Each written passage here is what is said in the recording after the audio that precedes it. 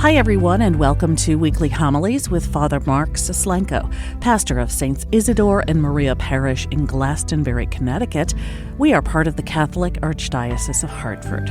I'm Carol Vassar, Parish Director of Communications, and this is episode 10 of Season 6 for the fourth Sunday in Ordinary Time, January 29th, 2023. Our Gospel reading is from Matthew, chapter 4, verses 12 through 23.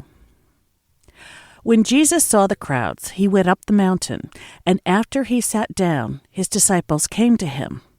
He began to teach them, saying, "Blessed are the poor in spirit, for theirs is the kingdom of heaven.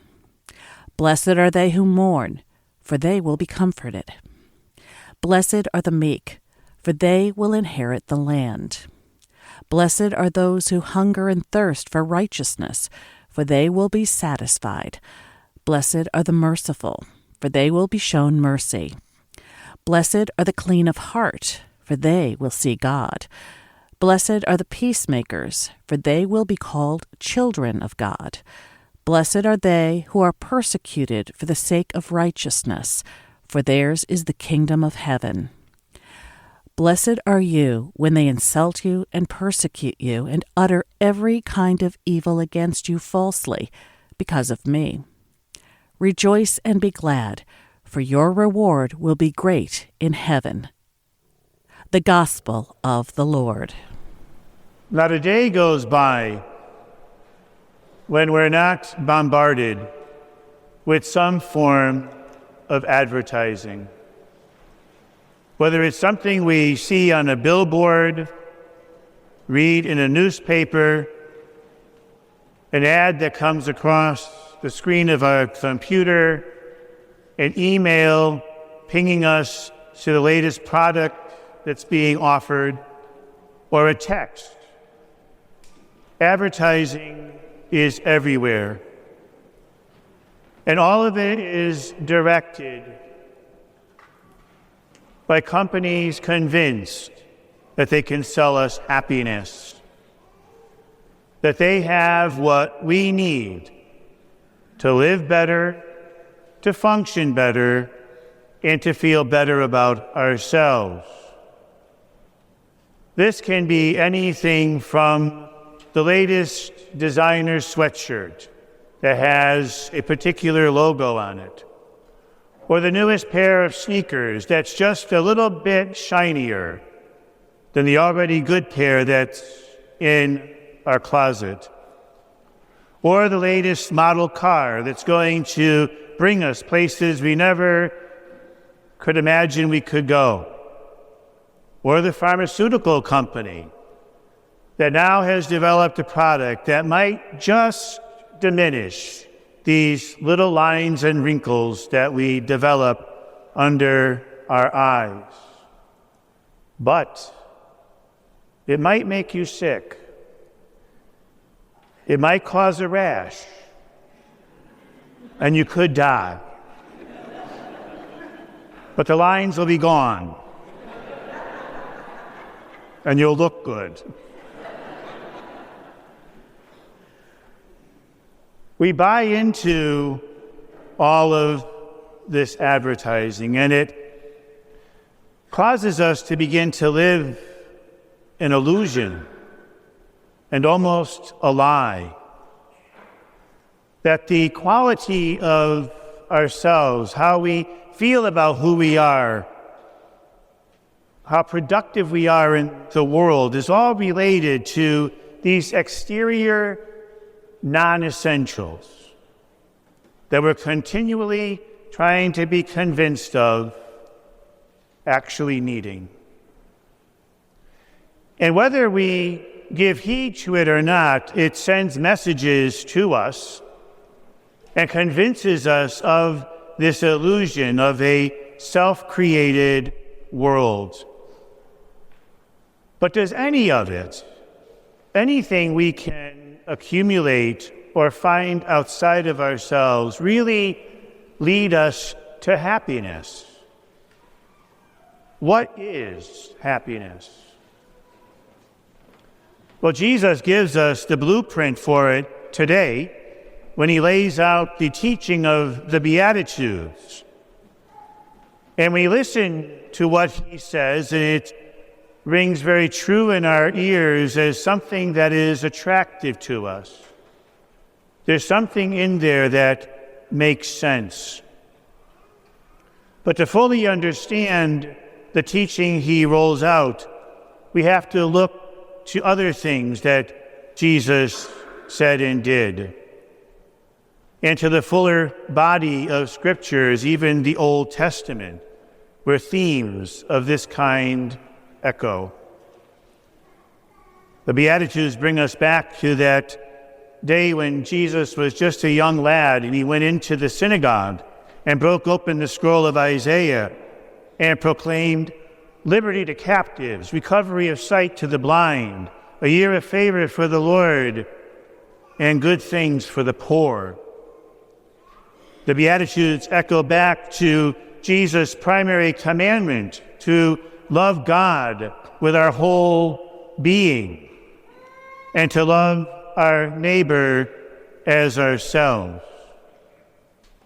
The Beatitudes take the whole body of Jesus' teaching and frame them into action. They really are designed to set the relationships of our lives in order, to set things on proper course, so that things begin where they ought to, with one's relationship with God. The first Beatitude, blessed are the poor in spirit, speaks so clearly to that my inner being, my happiness, starts not with looking outside of myself, but with realizing my utter and complete dependence upon God. It is only there that I recognize that I am nothing without God, and that I am, in fact, quite poor indeed, and in need of his assistance and his life force to keep my life moving. The physically poor know this so well. They deal with the agenda of each day and trying to meet the needs that are present before them. They don't care about what the latest pharmaceutical company has to offer. They're not worried about the latest pair of shoes or whether they have the designer clothes. They can't afford any of those things. And one realizes very quickly just how unimportant all of that really is. And so we listen again to Jesus directing us and teaching us. And then we look out at the world. And I guess we can do a bit of reflecting today to see just how good we've done over the years. We've had over 2,000 years to put what Jesus said into practice. Christians have existed since that time. After the ascension, the early disciples went out and preached and taught and formed communities.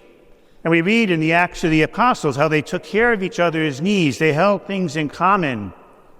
They looked out for one another, cared for the poor, healed the sick, and did all of those things that Jesus had directed.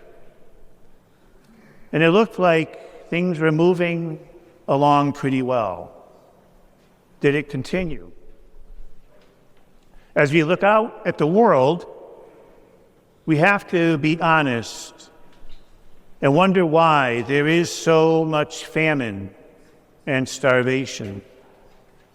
Why millions and millions of people today, right now, today, cannot find food, while millions of people go without, and some have so much.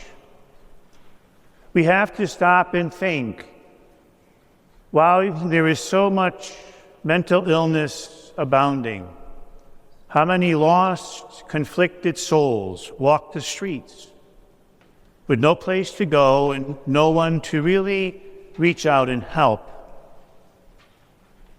We have to stop and wonder and think why so many people over the years have been abused, why people are sold for profit and human life is exploited.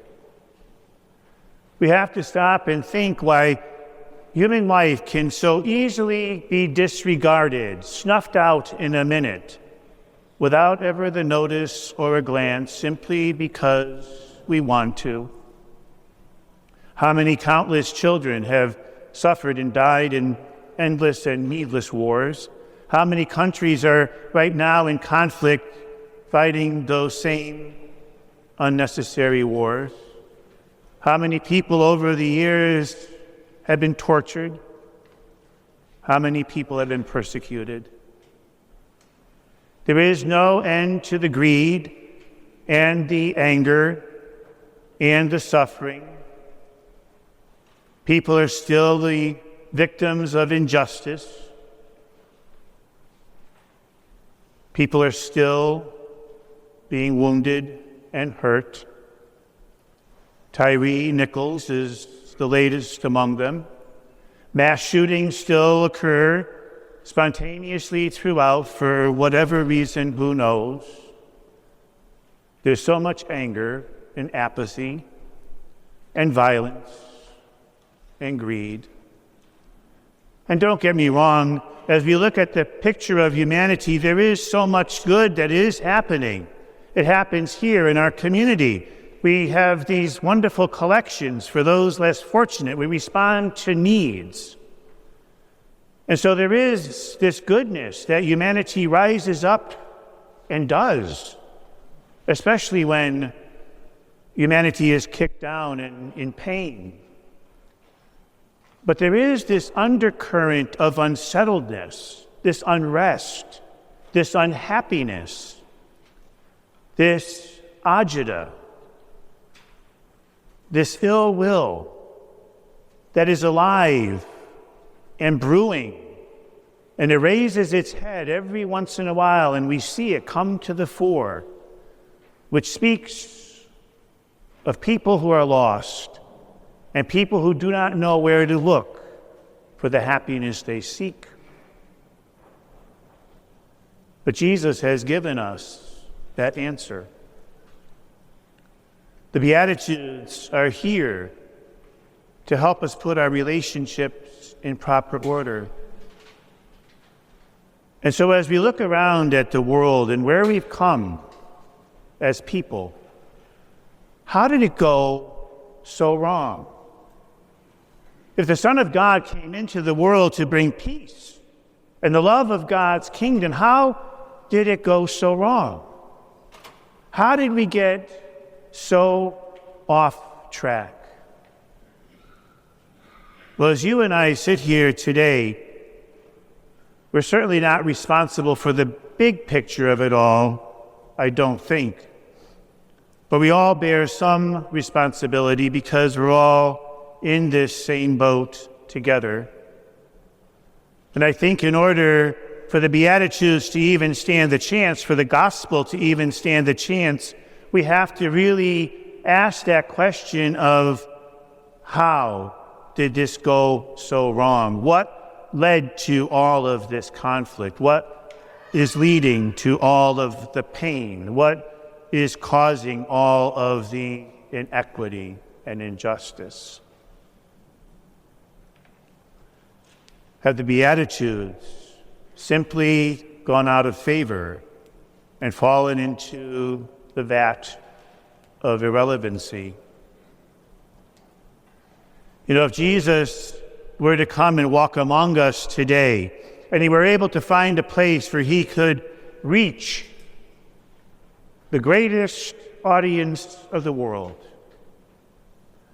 what would his address possibly be?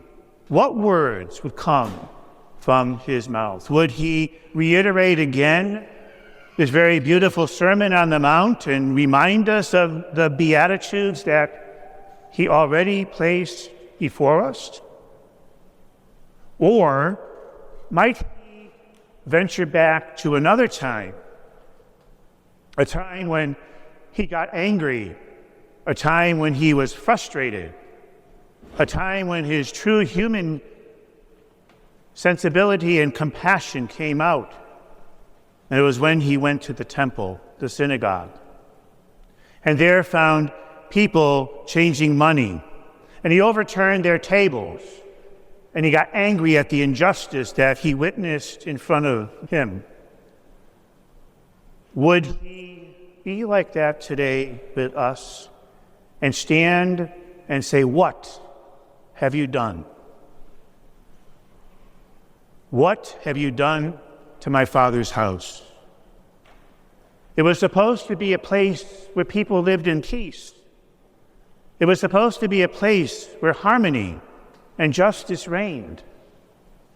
It was supposed to be a place that reflected God's glory and grace. What have you done? Father Mark Sislenko is the pastor of Saints Isidore and Maria Parish in Glastonbury, Connecticut. Learn more about our parish community at isidoreandmaria.org and follow us on social media, Facebook, Twitter, and Instagram. Our music comes free of charge from Blue Dot Sessions in Fall River, Massachusetts. I'm Carol Vassar. Thanks for listening.